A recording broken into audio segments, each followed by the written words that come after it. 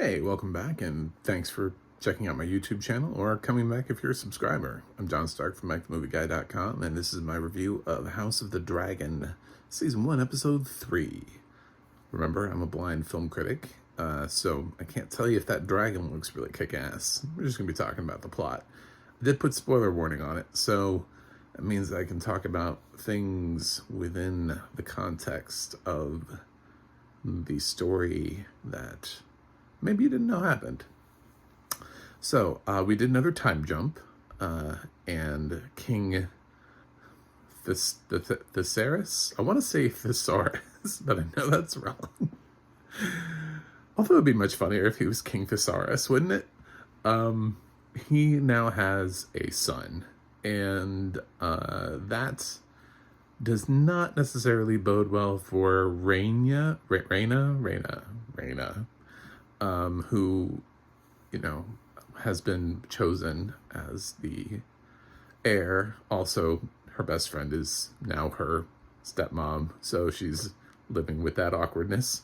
But she did think she was going to be the next one and really believed that her dad had chosen her, and now she's kind of mopey and moody. And basically this whole thing centers around the hunt for this a creature that the heart or whatever, and it's supposed to bring good luck. When this thing shows up, there's some legend when it shows up to celebrate the birth of this boy, and if the king can go kill it, it'll bring good blessings upon, I don't know, these people, they think these things, and it's just, you're like, really? People believe this kind of stuff?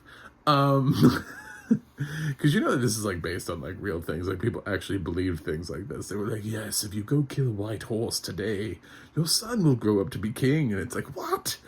That's all I have to do? I'm gonna go do it. So he takes this hunting party out, and there's some people. There's a Lannister that's trying to get Rhaena to be his wife, and of course, in true Lannister form, he's a douche. So it's not going to be him. There's some hint at maybe some chemistry between her and Christian, or he could just be a really nice dude protecting her. One of those two things is happening. I will find out later.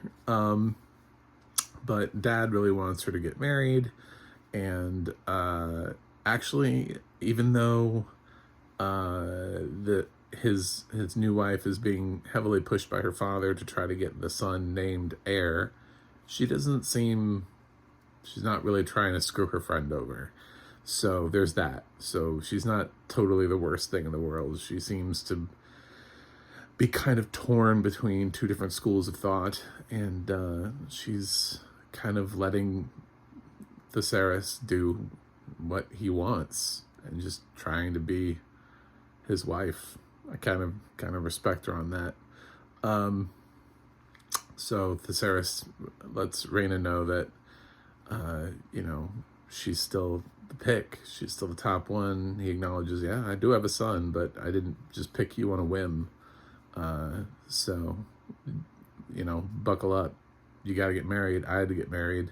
That's why I married your best friend. It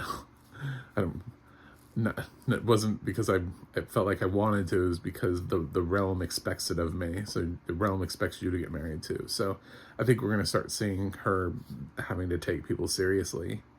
And then the other thing was the Crab King, or Crab People, or whatever you want to call them, we're at battle with Daemon and the other guy and his troops, and they had a dragon, and it looked like things weren't going well for Daemon at the beginning, but oh my god, Daemon pulled it out.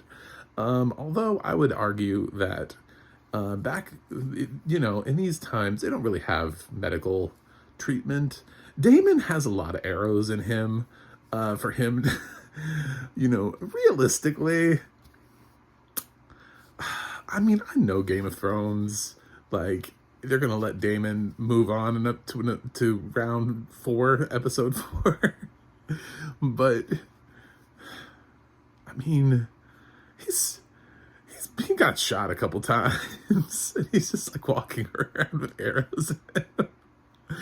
I'm like, I don't know, dude. Would you survive that with the medical care that we have? I mean, because if you have internal bleeding, how do they fix that? How did they fix internal bleeding back in the day? I guess he just got lucky, is what we'll find out. No organs were hit. But yeah, it was a really interesting episode. I really like it. I think House of the Dragon is headed in the right direction. I love Game of Thrones, and I'm super happy to see where this is going. And I feel like they're creating their own thing. I know people are. It's funny because they're in love with House of the Dragon, which is sort of doing its own thing for Game of Thrones, and then there's like this whole other slew of people who are like just bashing Lord of the Rings, and I can't wait to get to that in my episode 2 review later on this week. It's like they're kind of doing the same thing. Why is there so much hate for the other one? We'll talk about that, and so look forward to my Lord of the Rings review coming up. But for right now, I'm going to give House of the Dragon Season 1, Episode 3 an A. Thanks for showing up, and thanks for continuing to check out content that has audio description. You can check out my website, macthemovieguy.com. You can go to the audio description project, adp.acb.org, for more things of where you can watch and where they're at and what has audio description and all that kind of stuff. And the adna.org is like IMDb for narrators, because they're not allowed to be on IMDb, so they crowdsource their own website. Please go support it. Check it out. I'm going to go review something else, and I'll see you on the other side.